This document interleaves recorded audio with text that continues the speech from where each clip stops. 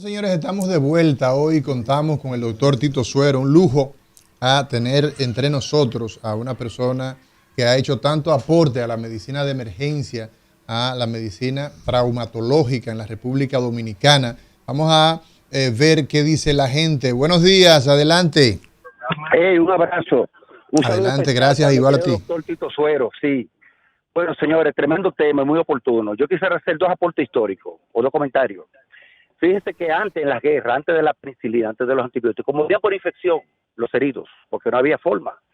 Y recuerdo, según la historia de la medicina, recuerdo cómo Juana Saltitopa es quien se encarga de curar los enfermos heridos en la batalla del 30 de marzo en Santiago. Gracias a ella ganamos esa batalla los haitianos, porque curaba a los heridos, le daba una medida paliativa de higiene, de limpieza y lo apartaba, porque ya se tenía conocimiento sobre las infecciones y de la bacteria. Aunque no había los recursos médicos para eso, pero se hacía eso. Y recordamos también a José Martí, nuestro querido generalísimo. En Cuba le dijo a los soldados cubanos contra los españoles, no maten a nadie. Y éranlo, porque ahí perdimos conexión. También se veía, por ejemplo, era Máximo Gómez, ¿no? Pero también ocurría, por ejemplo, en las guerras cuando se peleaba con espada, que en muchas ocasiones cuando se capturaban prisioneros de guerra en esa época, entonces se les amputaba el primer dedo, y ya pues no podía hacer jamás ya no podía combatir. Adelante, doctor Tito Suero. Con relación al oyente que hizo la pregunta relativa a la guerra civil del 65, la ocupación norteamericana, realmente, hubo una respuesta muy interesante desde el punto de vista médico, y fue la conformación del comando médico. El comando médico. Ahí estuvo Marté Durán. Estuvo conformado, estuvo bajo el control, el mando del doctor Eduardo Segura. México. Estaba el doctor Guillermo García Lorenzo, estaba el doctor Osvaldo Marté Durán, la doctora Tomasina Flores, estaba Fran Díaz Cruz. Fran Díaz, que era estudiante de medicina, hermano y murió, de Pedro. Y murió precisamente de un balazo, prestando ayuda a un herido en la Vicente Noble.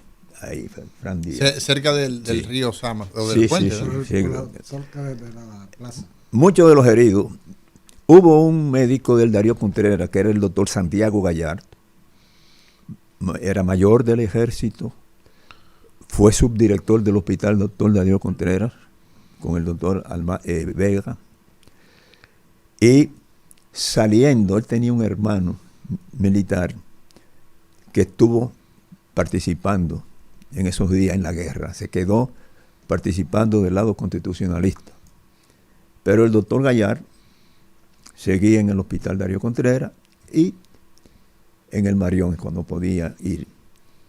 Y él saliendo, le permitía, en medio de la situación, se permitía pasar de un lado a otro. Podía pasar, sí podía pasar. Pero después que la cosa estuvo 3 o 4 días después, mucho más fuerte, ya él no pudo. Y se quedó entonces en el Darío. Quedó en el Darío, pero él vivía en el Sancho Sama. Exacto. Y salía del Darío para la casa. Y saliendo de esa casa, lo metrallaron ahí donde está la bomba de gasolina, que está en la esquina Sabana Larga. Sí. Ahí murió el doctor. Murió en el hospital. Y uno de los que atendieron a Gallard fue el doctor Peña Malé, que éramos ortopeda. En esa época éramos practicantes allá en el Formado Darío. En Francia luego como ortopeda. Sí, formado allá en Francia. Entonces, ha habido muchos elementos. El hospital, el CEFA consideró que nosotros... ¿Qué era el CEFA, doctor? Para el la Centro gente de Enseñanza de las Fuerzas Armadas. Sí, para la gente que nos escucha. Se decía que el Darío Contreras era un refugio de personas que estaban a favor de los constitucionalistas, y se decía que había armas. En ese entonces. Sí, se decía que había armas allá. Y allanaron el hospital. Pero eso no era cierto. No. Allá el hospital estuvo incluso siempre al servicio hubo un médico que se llamaba el doctor Cruz, sí, que cuando fueron los guardias y le increparon, él dijo: mire, hermano, la única arma que tengo yo son estas manos, que se llenan de sangre solamente salvando gente, no matando. Ese señor le dijo así. Y en una ocasión lanzaron un mortero y cayó encima. Y unas monjas que estaban recién llegadas, por suerte, el doctor Malé le dijo, monja, bajen de ahí, del tercer nivel que tenía el hospital, porque puede haber un problema, porque están tirando por ahí. Y efectivamente cayó cerca. Tampoco se respetaban ahí, maestro, la protección militar. No había la protección a los establecimientos de salud tampoco. No. En ese momento no era un lugar respetado. Había una Pero situación. hay documentado que la Cruz Roja la Cruz Roja Dominicana medió entre los bandos, las partes en conflicto, un cese al fuego la Cruz para Roja hacer asistencia en la parte norte, que había muchos heridos. El tema de la sangre, tuvo por ejemplo, su señores, antes de que se nos agote el tiempo. El tema de la sangre, que como sabemos, en medio de la guerra, pues el trauma, las amputaciones y todo esto, pues es un problema serio. ¿Qué retos tiene este sistema de salud en medio de esta situación con el tema de la sangre?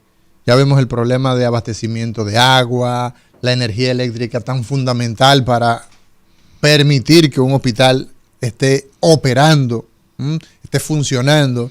Pero el tema de la sangre. Bueno, hay déficit de sangre, inclusive en tiempo de paz. Aquí tenemos 200.000 unidades de sangre en déficit cada año. No sé si eso se ha mejorado. No.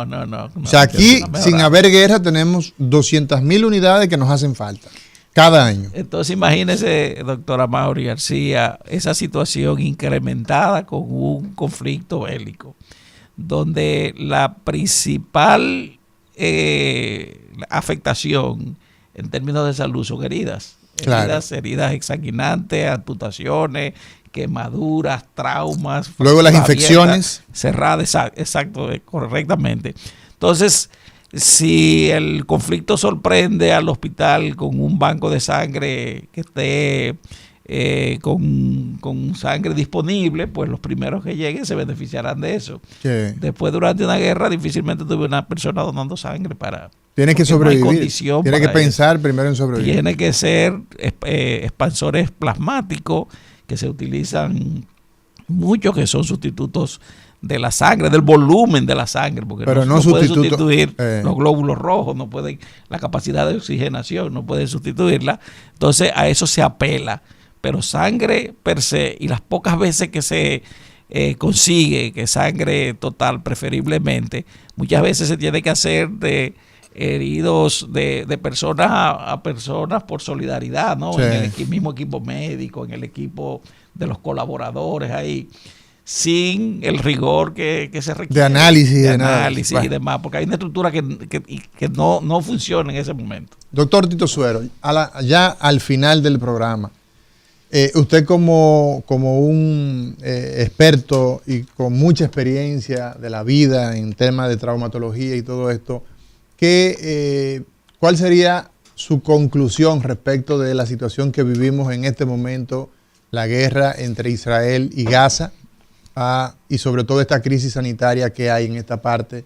¿Cuál sería su mensaje final? Me da la impresión de que estas guerras, no solamente la guerra del Medio Oriente, sino también la guerra de Rusia y Ucrania. Y las guerras que ahora mismo se están verificando en África, y van a dejar muchas secuelas que van a ser de muy difícil solución, y muchas de esas secuelas van a estar relacionadas con enfermedades infectocontagiosas, y otras van a estar muy vinculadas a los estrés postraumáticos. Los traumas psicológicos que se quedan no son pequeños, sobre todo en los niños que han tenido la desgracia de perderlo todo. Incluso hasta parte de su cuerpo. Exactamente. Sí. O sea que el panorama se pinta bastante tenebroso, bastante sombrío. Gregorio, ¿usted cuál es su consideración final en medio de este tema de crisis sanitaria en medio de guerra? Definitivamente, concuerdo con el doctor Suero y planteamos un futuro, o sea, visualizamos un futuro bien difícil para las poblaciones. ¿Por qué? Porque aparte de los traumas, de las lesiones, es el volver a tener una tranquilidad que no se sabe cuándo vuelve a romperse. Y pensar en eso nada más.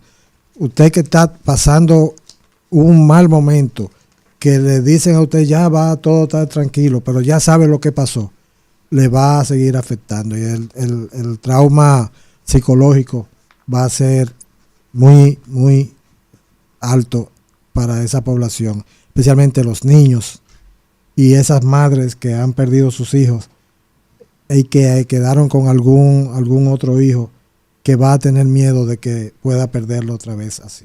Franklin, finalmente. Sí, mira, no estamos exentos nunca de un conflicto y cuando no son conflictos bélicos, pues también de situaciones de emergencia y desastre. Mi recomendación es, en sentido general, a la población a prepararse, a organizarse, a aprender primeros auxilios, a usar normas de primer respondiente, como para un sangrado, como inmovilizar una fractura, como proteger una herida. La población, en sentido general, la primera respuesta la da la población. Por muy bien preparado que esté el sistema de salud o de emergencia, la primera respuesta la va a dar la población. Y en situaciones de desastre y situaciones bélicas, que se rompe esa estructura de mando y de servicio, la población tiene una gran responsabilidad de poder acudir al vecino, a la persona que está a su de a forma su lado, solidaria. a los médicos también a incursionar en la preparación de medicina de emergencia, a que cada vez más se formen, a cada vez más se organicen, se entrenen, que la población va a necesitar mucho de nosotros en situaciones como esta. Bueno, señores, gracias por estar con nosotros en este día hablando sobre la crisis sanitaria en medio de la guerra. Lo lamentable de todo esto es que aún lo peor no ha pasado. Aún Israel pues ya tiene aproximadamente una semana que anuncia la invasión inminente, una invasión por tierra, donde evidentemente que aquí pues las pérdidas humanas y la cantidad de heridos pues se pronostica que serán pues aún mayor, de manera que ojalá que el liderazgo mundial pueda hacer lo que corresponde para salvar vidas de civiles, vidas también de militares, muchachos jóvenes, como decía usted, gente que no se odian, no se conocen, pero se matan.